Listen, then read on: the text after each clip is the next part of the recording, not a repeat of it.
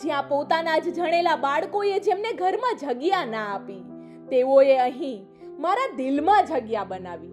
આ આકાશમાંથી દેખાતા આશ્રમની અંદર શું છે જોવા માંગો છો?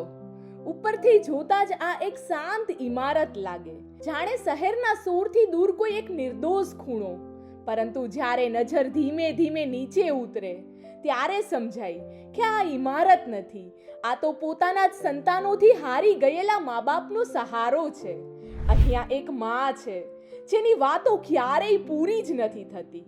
એ વાતોની વચ્ચે વારંવાર કોઈક નામ આવે, પછી એ નામ પર થોડી ક્ષણ શાંતિ છવાઈ જાય. એક માં જેના ખોળામાં ક્યારેક એનું આખું જગત રમતું હતું, આજે એ જ ખોળો ખાલી છે. પણ અહીંયા અમે એ ખાલીપાને પ્રેમથી ભરી દઈએ. અહીંયા એકલી પડેલી માતાઓએ એકબીજાનો સહારો શોધ્યો છે. કોઈ સવારથી ભજનમાં ડૂબી જાય, કોઈ પોતાના દીકરાના બાળપણની વાતો ફરી ફરીને કહે. બધા જ ભક્તિના રંગમાં રંગાઈને જીવનના દુઃખોને ભૂલવાની પૂરી કોશિશ કરી રહ્યા. પણ એ દુઃખ એમ ભૂલાય થોડું? એક દાદાએ મારો હાથ પકડીને ધીમા અવાજે કહ્યું, તમે ના હોત ને તો હું ક્યાં જાત? એ શબ્દોમાં આભાર કરતા ભય વધારે હતો.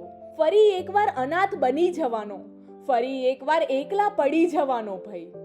અહીં કોઈની આંખોમાં પાણી છે અને કોઈએ બધું જ રામના ભરોસે મૂકી દીધું.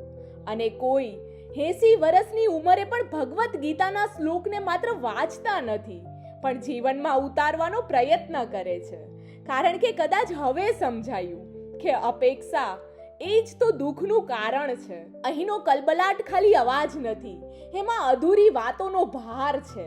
અહીં ચહેલ પહેલ છે, હાસ્ય છે, પરંતુ દરેક સ્મિત પાછળ એક તૂટેલી આશા. અહીં લોહીના સંબંધ નથી, છતાં લાગણીનો રંગ એ લોહીથી પણ વધુ ગાઢ છે. આ મારી સાથે ચાલ્યો આવતો કાફલો એ જ તો મારો પરિવાર છે, એ જ મારા મા બાપ, અને હા, એ જ મારા ભગવાન. ભગવાન કોઈ મૂર્તિમાં નથી રહેતા, એ તો મા બાપના આશીર્વાદમાં અને તેમના પ્રેમમાં વસે છે. તમે ઉપરથી જે શાંત ઇમારત જોઈ હતી, એ ખરેખર અંદરથી શાંત નથી. આ ઇમારતની અંદર હજારો અવાજો ધરાવતું એક જીવંત મન છે.